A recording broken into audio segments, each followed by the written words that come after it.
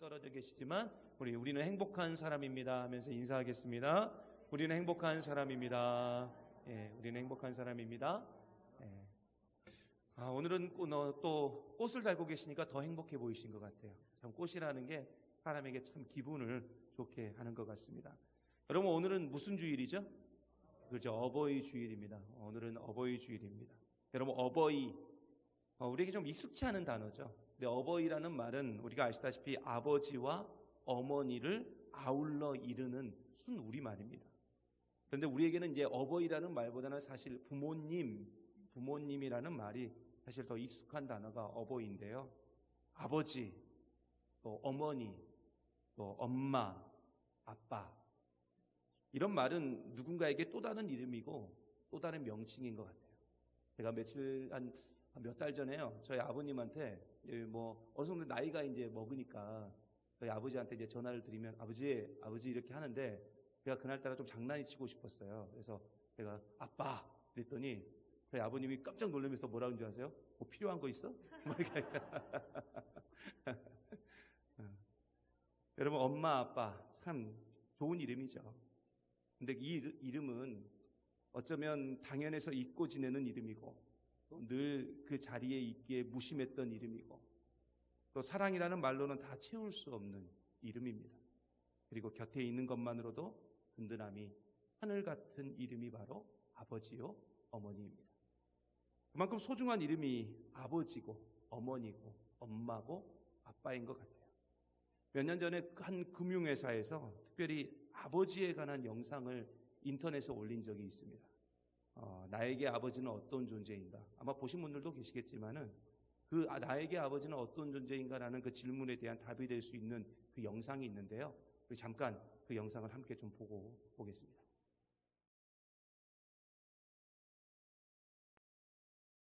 충선이 아빠, 진영이 아빠. 항상 미안해요, 걔한테는.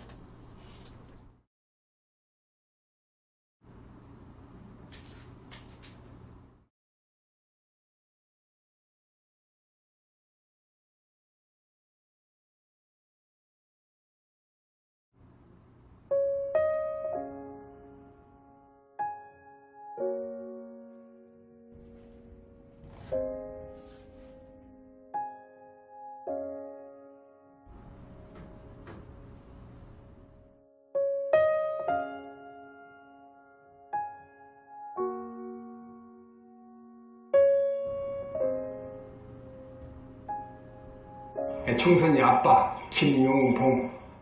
난 신왕철 아빠 신현기. 이영근입니다. 큰아들이. 저 영우 아버지 되는 사람입니다. 조유섭 아빠, 진영이 아빠. 성함은 김성복.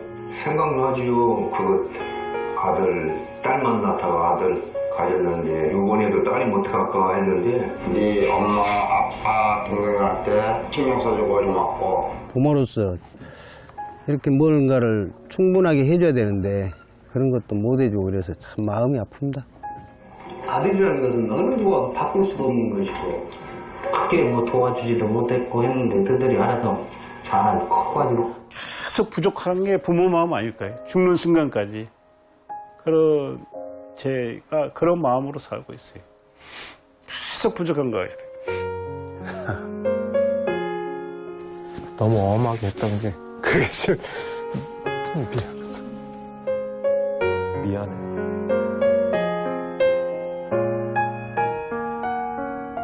항상 내가 부족하고 항상 미안해요, 걔한테는.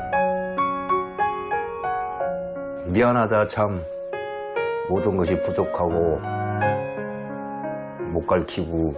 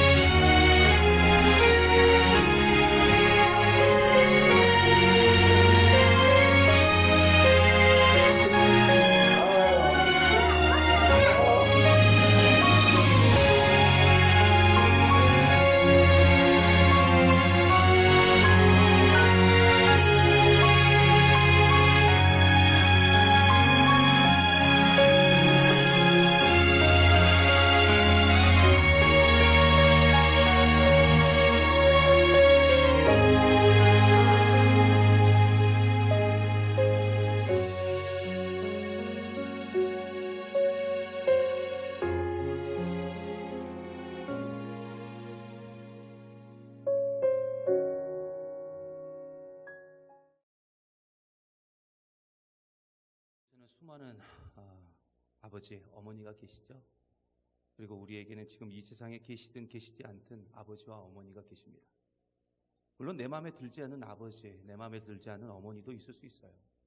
하지만 내 마음에 들든지 들지 않든지 상관없이 아버지와 어머니라는 그 이름이 있었기 때문에 우리는 지금 이 자리 가운데 있는 것입니다. 결국 아버지와 어머니가 이 세상에 계시지 않았다면, 그리고 아버지와 어머니라는 그 이름이 없었다면 우리는 이 세상에 아마 존재할 수 없었을 것입니다. 아버지와 어머니라는 이름은 여러분도 아시다시피 쉽게 얻을 수 있는 이름이 아닙니다. 아버지와 어머니가 되기 위해서 수많은 과정을 우리가 거쳐야 되고, 또 아버지와 어머니가 되면 사랑하는 자녀를 위해서 자신을 희생하지 않고서는 안 되는 이름이 바로 아버지요 어머니입니다. 물론 우리 주변에 아주 가끔씩 무책임한 부모들도 있습니다. 하지만 그것은 아주 극소수의 경우이고요. 대부분의 경우는 자녀를 위해서 희생하고 헌신하며 섬기는 삶을 살아가고 있습니다. 그래서 부모는 인간을 향한 아버지 대신 그 하나님의 사랑을 보여주는 좋은 모델이고요. 또 하나님을 대신하는 그 권위를 지닌 존재입니다. 그래서 십계명에 보면 하나님은 분명히 뭐라고 말씀하시느냐? 내 부모를 공경하라라고 말씀하고 있습니다. 살인하지 말라, 간음하지 말라, 이혼하지 말라, 내 이웃에 대하여 거짓 증거하지 말라, 그리고 내 이웃의 집을 탐내지 말라라고 명령하기 전에 내 부모를 공경하라라고 먼저 말하고 있습니다. 여러분, 십계명은 우리가 잘 알고 있다시피 크게 두 부분으로 나뉘어져 있습니다. 제1계명에서부터 제4계명까지는 하나님과 인간에 관한 이야기가 들어가 있고요. 제5계명에서부터 제10계명까지는 인간과 인간 간의 이야기가 담겨져 있습니다. 그런데 이 인간과 인간 간의 그 이야기는 가장 그 첫 번째 명령이 뭐였냐면 내 부모를 공경하라입니다. 그러니까 부모를 공경하는 일은 살인, 간음, 이혼, 거짓말, 도둑질하지 않는 것보다 더 중요한 일이고, 모든 인간관계에서 가장 우선이 되는 일이고, 하나님을 섬기는 일 다음으로 가장 중요한 일이 바로 내 부모를 공경하라입니다.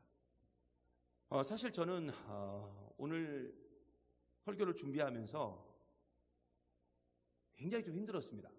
왜 힘들었냐면 내가 과연 이 설교를 준비할, 그리고 이 설교를 할 자격이 있나? 그래서 스스로에게 질문을 좀 던졌습니다. 과연 나는 내 부모를 공경하면서 살고 있는가? 그리고 그 질문 앞에서 사실 굉장히 부끄러운 제 자신을 발견하게 되었습니다.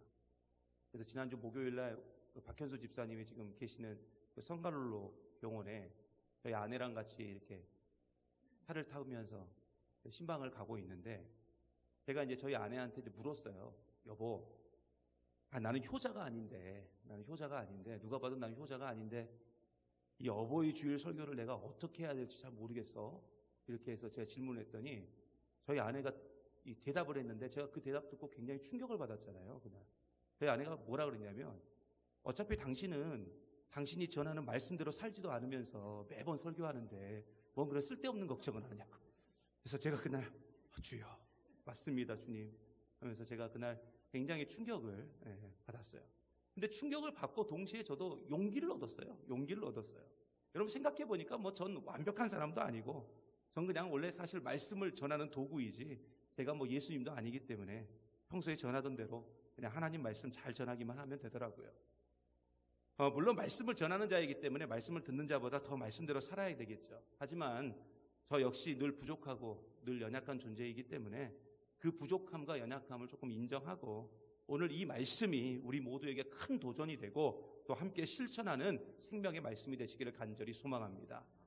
여러분, 에베소서 5장 22절부터 6장 9절까지를 보면은 일명 가훈표라는 게 나와요. 가훈표.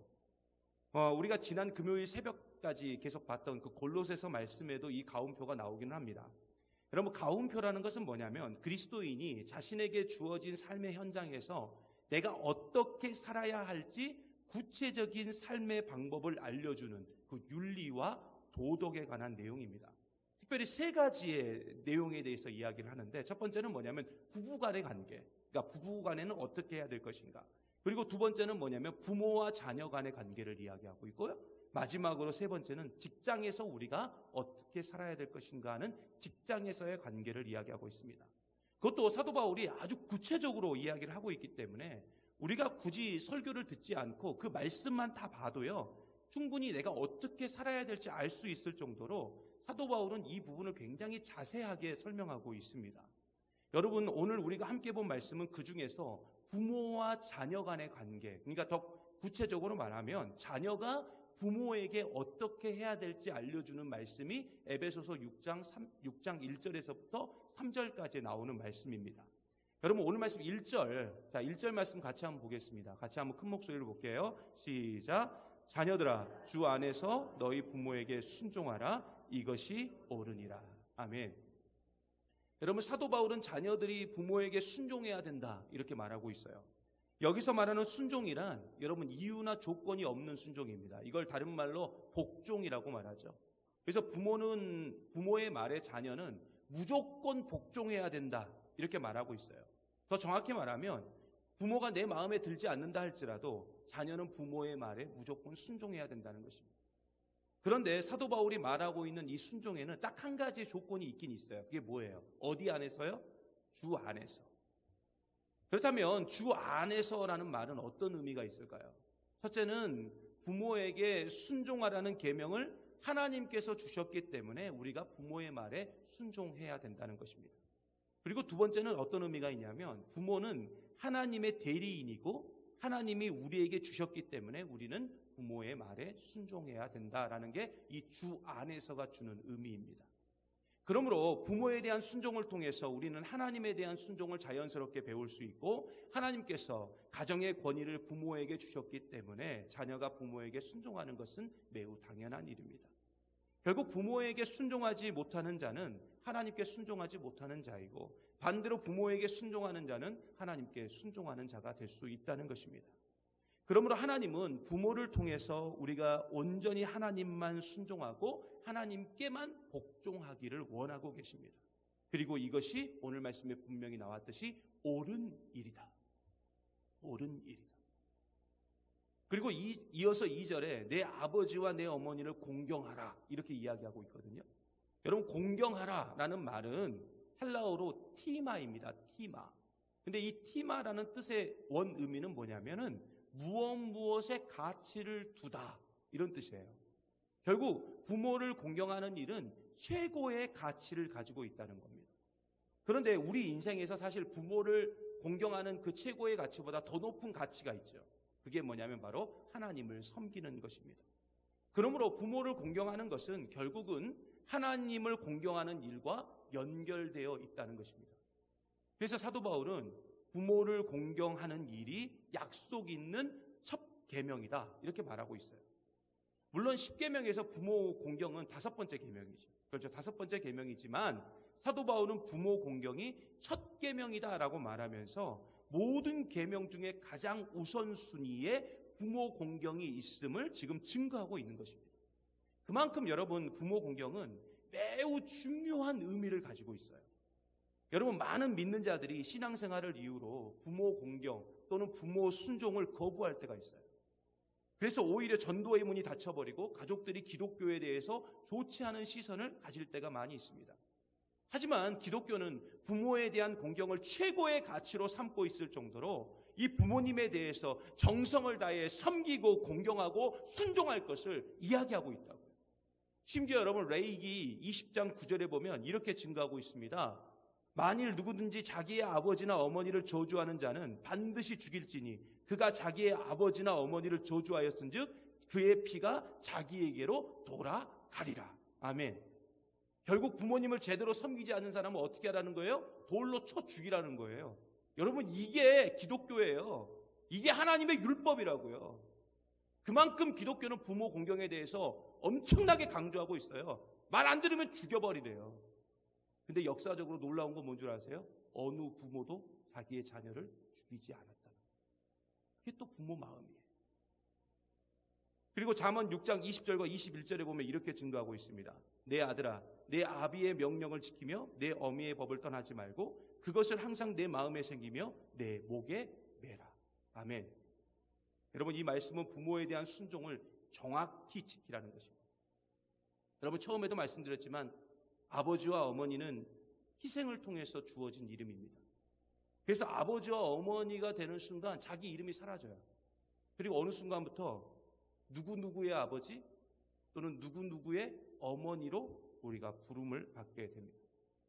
그러므로 아버지와 어머니는 자신의 이름조차 희생당한 존재이고 그 희생을 당연하게 생각하고 기뻐하고 사랑하는 자녀를 위해서 자신의 것을 아낌없이 내어놓을 수 있는 존재입니다. 여러분, 저는 지금의 모습만 봐서는 여러분들이 상상할 수 없겠지만은 물론 뭐 상상하실 수 있는 분도 계실 거예요. 근데 저는 사실 청소년 시절에 굉장히 좀 어두운 시절을 보냈습니다. 굉장히 문제아 중에 문제아였습니다. 저희 부모님의 속을 정말 저처럼 그렇게 빡빡 긁고 다닌 사람도 없었을 거예요. 그래서 이 자녀 문제를 가지고 저에게 그 상담을 해오시는 교인들이 있잖아요. 그래서 막 목사님, 우리 뭐 아들은 우리 딸은 뭐 하면서 막 자녀 문제에 대해서 이야기를 하시는데 뭐 그래서 이런 문제가 있고 저런 문제가 있다 말씀하시는데 사실 저는 그걸 듣다 보면 저와 비교해 보면 별로 그것도 문제도 아니에요. 뭐 문제도 아닌 걸 자꾸 문제라고 그렇게 얘기하실까? 속으로 그래요. 예를 들어서 저는 중학교 3학년 때 교실보다 학생과에 있었던 시간이 더 많았어요. 네, 그래서 그냥 학생과로 그냥 등교하고 학생과에서 그냥 하교하고 그게 제 일상이었어요. 그때 선생님들이 저한테 이제 반성문을 이게 쓰라고 하잖아요. 근데 매일 쓰다 보니까 뭘 쓸 게 없더라고요, 쓸 게. 그래서 그때부터 창작을 해요, 창작. 예, 반성문. 근데 왜 하나님이 나를 그렇게 반성문을 많이 쓰게 하셨나 이렇게 생각을 해봤더니 결국 저를 목사 만드시려고, 어차피 목사 글쟁이잖아요. 목사 만드시려고 그렇게 저를 그렇게 반성문을 많이 쓰게 하셨나 하는 생각도 듭니다. 제가 중3 때 여러분이 뭐 믿지 않으시겠지만은 저희 아내는 그 사진을 봤기 때문에 믿어요. 제가 중3 때 지금 키, 지금 등치였어요. 중3 때. 더 놀라운 건 뭐냐면 중3 때 얼굴이 지금 얼굴하고 똑같아요. 네, 다들 깜짝, 그 말 안 믿더라고요? 근데 사진을 보여주면 다 믿어요. 여러분 생각해 보세요. 중3 때 얼굴이 지금 얼굴이라니까요? 그러니까 저는 그때 노안이었지만 지금은 동안이에요. 그래서 제가 중학교, 고등학교 친구들을 보면 제가 못 알아봐요. 저는 못 알아봐요. 왜냐면 그 친구들은 다 얼굴이 변해버리니까 못 알아보는데 또 그 친구들은 기가 막히게 저를 잘 알아봐요. 왜냐하면 얼굴에 변화가 없거든요. 저는 동안입니다. 저는 동안이에요.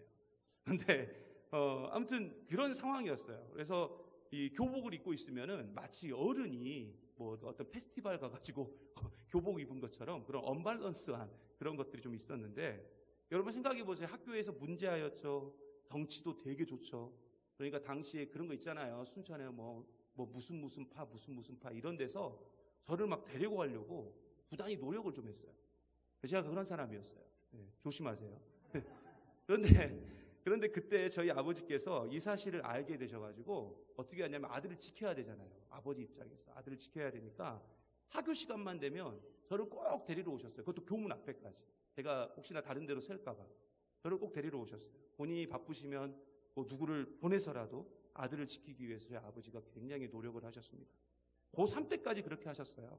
밤 10시에 하교를 하면 밤 10시에 데리러 오시고 새벽 12시에 하교를 하면 새벽 12시에 저를 데리러 오셨어요. 한 번은 아버지께서 그렇게 수고를 하시는데 제 삶에 변화가 없자 아버지가 갑자기 집에 가시기 전에 꼭 교회를 들리시는 거예요. 교회를. 그래서 아버지는 이 예배당 앞에 앉으시고 컴컴하잖아요. 밤에.